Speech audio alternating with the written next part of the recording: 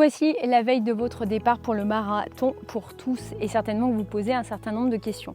Généralement, pour moi en tant qu'entraîneur, on vient placer toujours la veille de compétition un réveil musculaire. C'est ce que je vous ai dit la semaine dernière.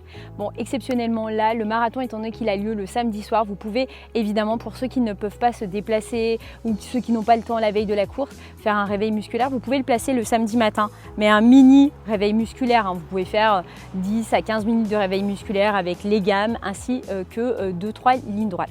Maintenant, ce marathon, il a quand même l'avantage de vous permettre de dormir le jour de votre compétition et ça, c'est quand même assez rare que ça nous arrive. Pourquoi? Parce que votre compétition, elle est en soirée. Si vous avez la possibilité, si vous n'avez pas d'enfant qui vous réveille très tôt le matin, essayez de faire une grasse mat, essayez de vous reposer, de faire du jus pour être en forme le soir de votre compétition. Sur cette journée-là, on va essayer vraiment de profiter de cette journée qui va vous paraître peut-être parfois un peu longue pour rentrer dans votre bulle. Et comment faire pour rentrer dans sa bulle? Vous avez plein d'outils qui existent en prépa mentale, notamment la visualisation, des outils avec la méditation ou bien la respiration et la sophrologie. Tout ce qui vous convient, parce que d'une personne à une autre, on n'a pas forcément les mêmes outils avec lesquels on adhère, c'est de trouver l'outil qui vous convient. Sur cette journée-là, on va aussi avoir plein de questions autour de la nutrition. Comment s'alimenter quand votre compétition elle est en soirée? Moi aujourd'hui, je ne vais pas vous inventer un grand protocole parce qu'on ne va pas faire de surprise le jour de sa compétition.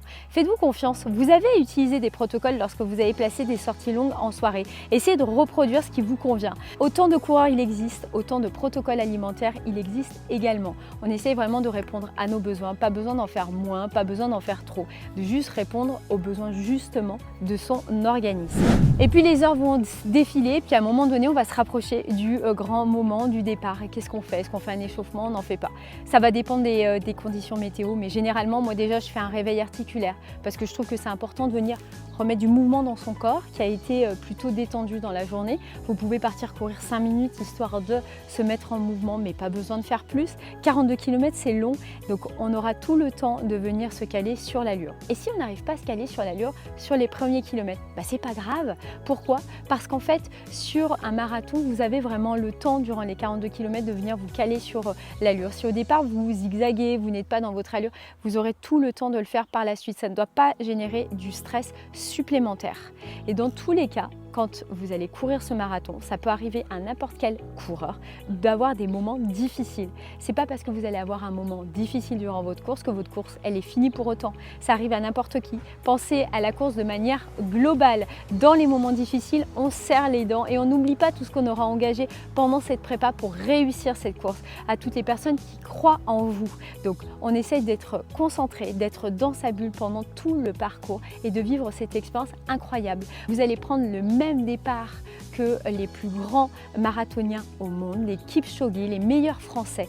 Donc on essaye de se concentrer en se disant que c'est quand même une sacrée expérience, une expérience unique. Et dans tous les cas, vous êtes prêts. Vous avez fait tout votre maximum pendant cette prépa. Il n'y a aucune raison de douter le jour de votre marathon. Je vous souhaite à tous de vivre un excellent marathon, de vivre une expérience incroyable parce que c'est ce qui vous attend. On se retrouvera très rapidement pour la suite des aventures sportives et on n'oublie pas de placer une coupure annuelle après ce marathon.